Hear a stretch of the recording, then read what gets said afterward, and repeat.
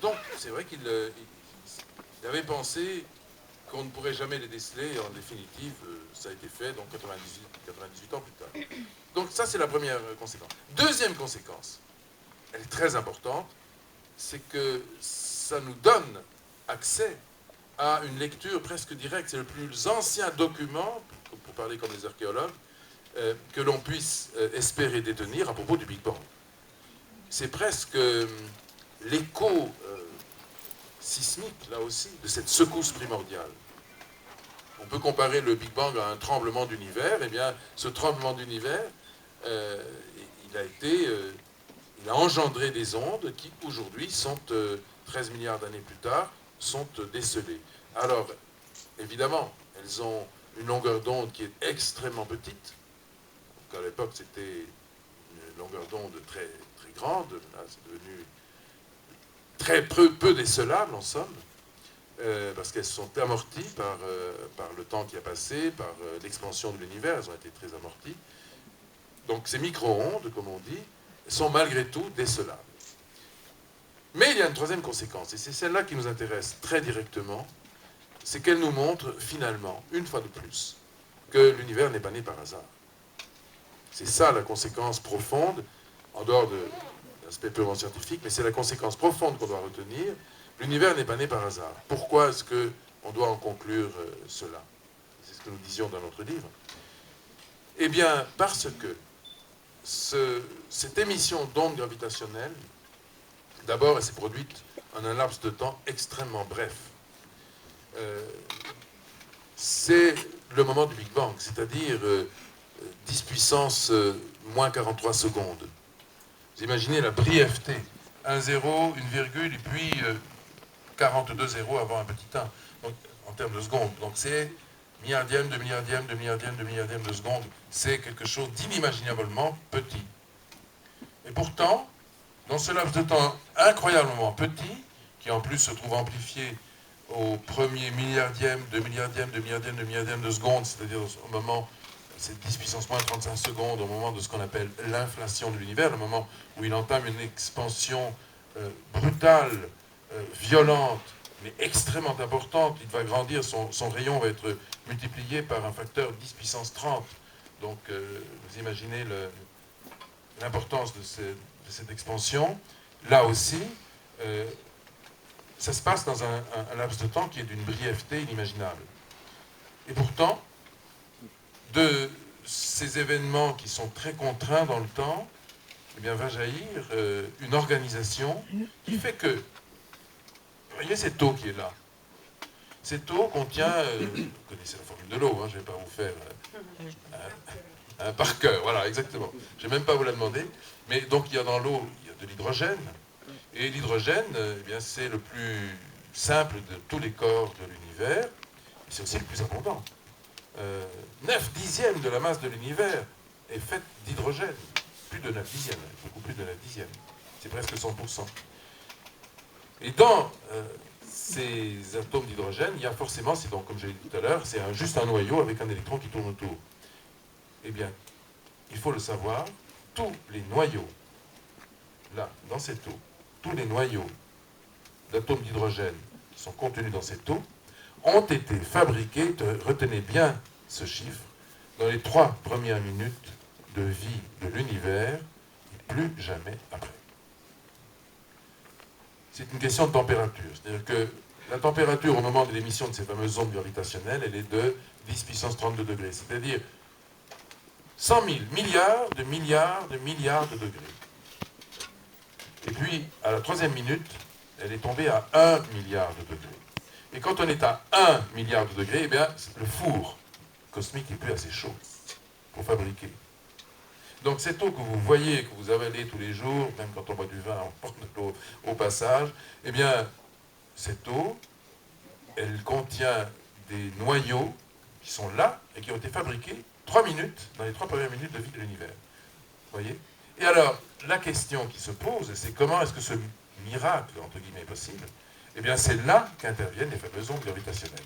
Parce que sans ces ondes gravitationnelles, la gravitation est, Einstein le disait, la nature est construite autour de la gravitation. sans ces ondes gravitationnelles, il n'y aurait pas, évidemment, de noyau d'atomes d'hydrogène fabriqués. Donc l'univers, dans ses 3 premières minutes, et surtout à son premier instant d'existence, n'est pas né par hasard. Et la dernière chose qui, évidemment, s'impose, c'est l'origine de ces ondes gravitationnelles. Eh bien, l'origine de ces ondes, elle doit être cherchée, c'est ce qu'on dit aussi dans nos ouvrages, celui-ci en particulier, avant même le Big Bang. Donc, les ondes gravitationnelles, c'est quoi? C'est ce qu'on appelle une fluctuation, ça résulte d'une fluctuation de la métrique de l'espace-temps. Elle se déplace dans l'espace-temps, mais elle déplace l'espace-temps en quelque sorte, les ondes gravitationnelles. Pardon, mais avant le Big Bang, a-t-on des informations pour ça ou pas? Mais là, tu viens de prononcer le mot information, justement. C'est que finalement, quand on passe la barrière du Big Bang à l'envers, quand on remonte avant, il y a au moins une chose sur laquelle tous les physiciens sont d'accord, même s'ils ne sont pas d'accord avec tout ce qu'on dit, mais en tout cas, sur ce point-là, ils sont d'accord. La matière, au sens que nous donnons à ce mot, cesse d'exister avant le Big Bang. Puisque, par définition, et d'ailleurs nous sommes tous là, je pense, réunis autour de cette conclusion, puisque la matière naît au moment du Big Bang. Quand je dis la matière, c'est de l'énergie essentiellement. Il y a très peu de matière encore au tout début, mais il y a beaucoup d'énergie, 10 puissance 19 gigaélectronvolts, dans un domaine d'espace et de temps qui sont très petits, hein, puisqu'on parle au moment du Big Bang d'une particule qui est 1 milliard de fois plus petite que le fameux noyau d'atomes d'hydrogène.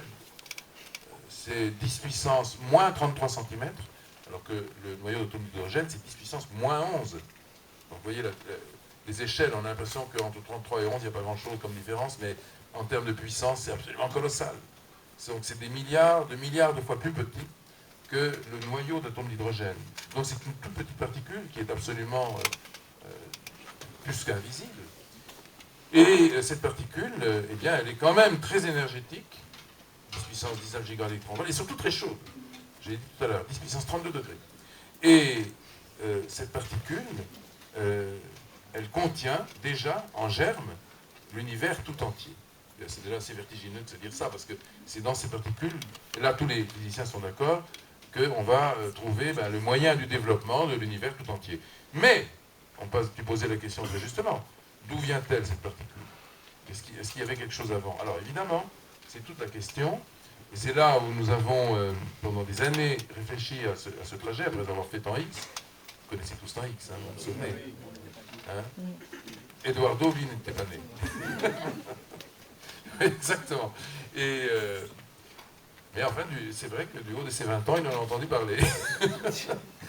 En fait, dans temps X, on se posait aussi des tas de questions, mais on était avec nos combinaisons brillantes, on vous entraînait dans la 4e dimension.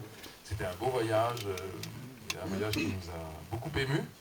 Mais en 90, on s'est dit, une des questions qu'on avait posées dans temps X et que nous avons posées autour de nous, près des physiciens de l'époque, la question c'était, mais finalement, vous nous parlez du Big Bang, avions-nous dit aux physiciens, mais ce Big Bang, d'où vient-il? Cette énergie dont vous nous parlez, d'où vient-elle?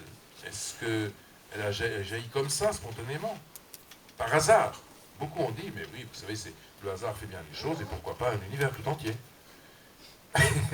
Mais ça ne nous a pas vraiment satisfait, et on s'est dit, mais il y a peut-être moyen d'en savoir un peu plus. C'est comme ça que nous avons décidé de suspendre nos activités à l'époque sur France Télévisions. C'était pas France Télévisions, c'était TF1. Et après, France Télévisions est venue en début des années 2000. Mais donc pendant 10 ans, on a arrêté de faire de la télévision et on a fait uniquement de la recherche dans le cadre de ces fameuses thèses de doctorat dont vous avez entendu parler et qui font jaser beaucoup les scientifiques. Les scientifiques traditionnels, conservateurs, comme le sont les scientifiques, ils doivent être conservateurs, c'est normal. Il faut l'être quand on fait de la science, mais pas trop non plus. C'est ce que disait Einstein. Einstein disait, pour qu'une théorie soit réussie, il faut qu'elle soit conservatrice, mais pas trop. Parce qu'il faut un peu d'imagination aussi pour briser les codes dans lesquels on est enfermé. Ce sont les codes de perception de la réalité. Il faut aussi un peu de courage, parfois, pour abandonner ce que dit le voisin et puis essayer de dire autre chose.